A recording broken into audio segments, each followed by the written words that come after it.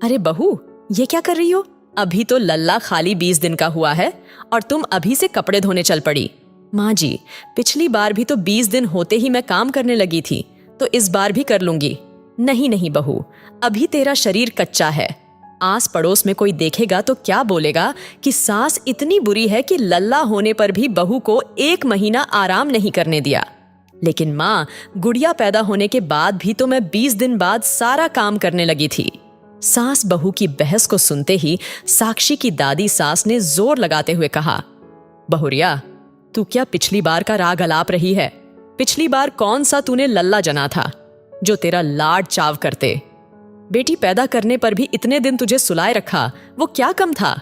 लेकिन इस बार लल्ला लाकर उन्हें हमें सोने की सीढ़ी चढ़ाया है, तो हमारा भी तो फर्ज बनता है ना कुछ लाड चाव करने का। ज्यादा बहस मत कर और अंदर जा देख लल्ला कब से रो रहा है। जाकर उसे दूध पिला, बेचारे का गला सूख गया होगा। तभी साक्षी को कमरे से बाहर देखकर 2 साल की गुड़िया आंख मलते हुए उसे चिपट गई और बोली, मम्मी मम्मी, दूध पीना है।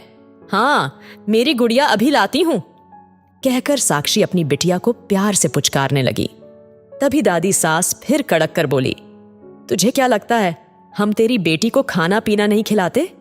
सारा दिन तेरे साथ इसके पीछे पीछे घूमती रहती है। इसे तेरी सास दूध पिला देगी। तू जा। लल्ला के बाद साक्षी भारी कदमों से अंदर जाकर अपने बेटे को दूध पिलाने लगी।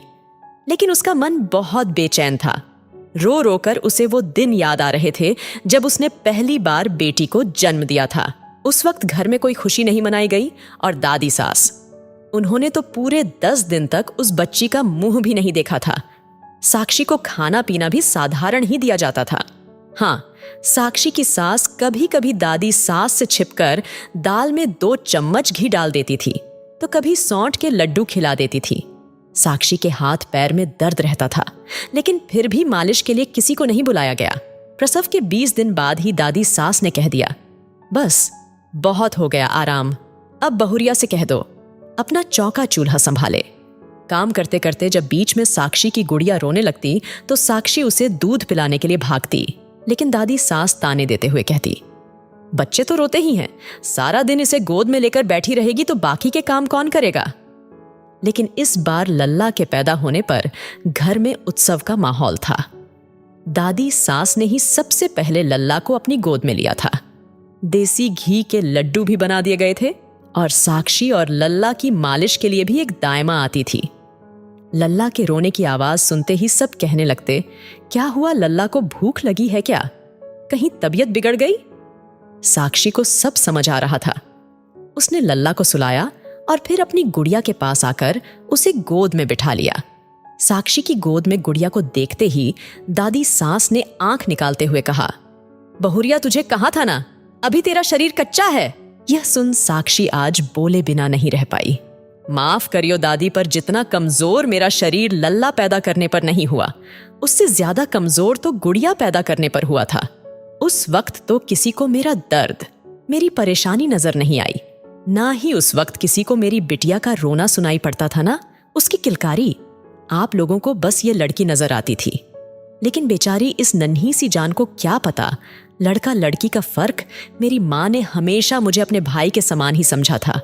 लेकिन लगता है आपको अपनी माँ से लाड दुलार नहीं मिला है, तभी तो आप अपनी खुंदक मेरी नन्ही गुड़िया पर निकालती हो। दादी, सारे बच्चे एक जैसे ही पैदा होते हैं, फिर चाहे वह लड़का हो या लड़की, दर्द भी बराबर होता है और खुशी भी। याद रखिए, दादी वंशबेल बहुत ही बढ़ाती हैं। जब लड़की ही ना होगी तो बहू कहां से लाओगे? आज साक्षी की दादी सास और सास दोनों साक्षी का मुंह देखती रह गई।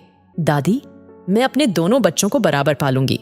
एक माँ होकर भी अगर मैं खुद ही अपने बच्चों में फर्क करूंगी तो इस दुनिया समाज को क्या दोष देना? दादी की नजरें नीची हो गई थी और साक्षी की सास के चेहरे पर एक मुस्कान उभर आई थी। वो तो आज तक अपने बच्चों के लिए आवाज न उठा सकी, लेकिन साक्षी ने आज वो कर दिखाया था। दादी ने फिर डांटते हुए कहा, 2 अक्षर पढ़ लिए तो अब तू मास्टरनी बन के मुझे ही पढ़ाएगी क्या?